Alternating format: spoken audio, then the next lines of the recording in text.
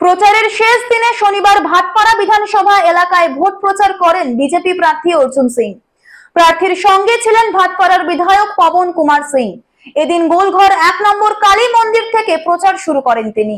হাসপাতাল 2 নম্বর গেট ময়লা ডিপো হয়ে প্রচার সাধু মাছিয়া গিয়ে শেষ হয়। প্রচারে বেরিয়ে বিজেপি প্রার্থী অর্জুন সিং বলেন, বাংলা থেকে দুর্নীতি দূর করতে গেলে বিজেপিকে আনতে হবে। শুক্রবার জগদ্দল বিধানসভার পানপুরে তৃণমূল প্রার্থীর হয়ে প্রচারে এসে লক্ষাধিক ভোটে জেতার কথা বলেছেন শতাব্দী রায়।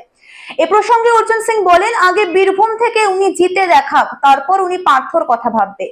যেটা প্রথম দিন মানুষের কাছে যাচ্ছিলাম, যে কথাটা বলছিলাম, আজকেও সেই কথাটা বলছি। বাংলা থেকে কারাপশনকে দূর করতে গেলে ভারতীয় জনতা পার্টি আনতে হবে। দাদা, শতাব্দী রায় বলছে সুকান্ত মজুমদারের কথার কোনো দাম নেই। শতাব্দী রায় কি বলছেন তার জবাব সুকান্ত রায় দেবেন। সুকান্ত জবাব শতাব্দী দিয়েছে। প্রাথমিকের জনসমর্থনে মিছিল করে বলছে প্রাথমিক এবারে 1 লক্ষ ভোটে জিততে চলেছে।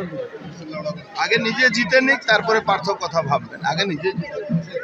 আজকে তো আপনি জানেন লাস্ট ডে আছে ক্যাম্পেনিং জন্য, তো এই জন্যে কিছু কিছু ওয়ার্ড আমার মিনস এখনো ওখানে আমার ক্যান্ডিডেট রিচ করেনি। এই জন্যে আজকে সকাল থেকে স্টার্ট হচ্ছে আমার এই 10 নম্বর 11 নম্বর 10 নম্বর 15 নম্বর ওয়ার্ড হবে।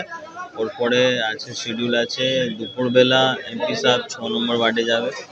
তো এই যে ওয়ার্ড আছে যেখানে লোকের ডিমান্ড আছে কি এখানে আপনি মিনস ক্যান্ডিডেট আসছে না, তো এই জন্য ক্যান্ডিডেটকে রিকোয়েস্ট করা গিয়েছে যে আপনি যে ওয়ার্ডে কভার হয়নি আপনি কভার করে নাও।